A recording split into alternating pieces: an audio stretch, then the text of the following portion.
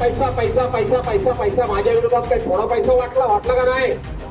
वाटला ना? तो भास्करचा जो दिवस रात्र भेटतो, आपल्याला उपयोगी पडतो. पाणी असेल, रस्ता असेल, अडचण असेल, पोलिसांनी पकडला, तहसीलदारात दंड लावला, तुम्ही काय केला तर भास्कर जाधवच्याकडे जायचं. पण मत आता भास्कर जाधवला द्यायला. पण काँग्रेसने ज्यावेळेला सांगितलं नाही ते आम्हाला मत द्यायचे पैसे बंद करू, हेच पहिले ड्युटी निघाले. काय पैसा पैसा पैसा पैसा पैसा माझ्या विरोधात काही थोडा पैसा वाटला का नाही? वाटला ना? माझ्या बहिणीच्या वेळेला थोड्याशा मागे पुढे झाल्या होत्या, 1500 रुपये आले म्हणून. बरोबर आहे ना का बायानो? थोडेसे गडबड केल्या ना.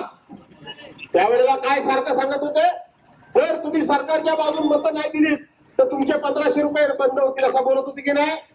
तुमच्या तर मनात सारखं होतं. अगं बाय, तो भास्करचा जो दिवस रात्र भेटतो, आपल्याला उपयोगी पडतो. पाणी असेल, रस्ता असेल, अडचण असेल, पोलिसांनी पकडला, तहसीलदारात दंड लावला, कुणी काय केला तर भास्कर जाधवच्याकडे जायचं. पण मत आता भास्कर जाधवला द्यायला. पण नंतर काय झालं, काय दिली तर माझे 1500 रुपये जातील असं वाटलं ना तुम्हाला? आज माझा प्रश्न आहे तुम्हाला, माझ्या भगिनींना, तुम्ही प्रचारामध्ये सर्वांनी सांगितलं पाहिजे की 100% महिलांनी त्याला मतं दिली काय? काही जणींना 1500 रुपये चालू आहेत, त्यांनी मला दिली का नाही मतं? दिली का नाही? काही जणींनी 1500 रुपये घेणाऱ्यांनी पण मला मतं दिली का नाही दिली? पण त्यांची आता 1500 रुपये बंद झालेत काय? का? त्यांचे 1500 रुपये जर बंद झाले नाही तर तुम्ही जर मला मतं दिली असते तर त्यांचा काय बाप तुमचे पैसे बंद करणार होता? काँग्रेसच्या राजवाटीपासून चालू झालंय. पण काँग्रेसने ज्यावेळेला सांगितलं नाही ते आम्हाला मतं द्यायचे हे पैसे बंद करू, हेच पहिले ड्युटी निघाले. लाडकी बहीण लाडकी बहीण लाडकी बहीण. बहिणीबद्दल प्रेम नव्हतं, मताचं प्रेम आहे. तुमचं काय प्रेम नाही, काही नाही तुमच्या, काही नाही. आणि म्हणून दिवस रात्र तुमच्या मदतीकरता आम्ही काय. आणि म्हणून आपण सर्वांनी या मतदारसंघामध्ये एकच विषय आपली आहे. आपल्याकडे राष्ट्रवादी काँग्रेस आहे, हे पण आहे, मनसे सुद्धा. आपण ग्वागरला मनसेला सीट दिलेली आहे. आपण इथं बहुजन विकास आघाडीला सीट दिलेली आहे. इथं कुठल्याही प्रकारचा भेदभाव करायचा नाही.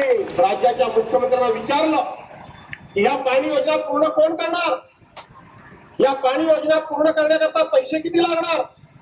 त्यांनी सांगितलं 44,000 कोटी रुपये. 44,000 कोटी रुपये.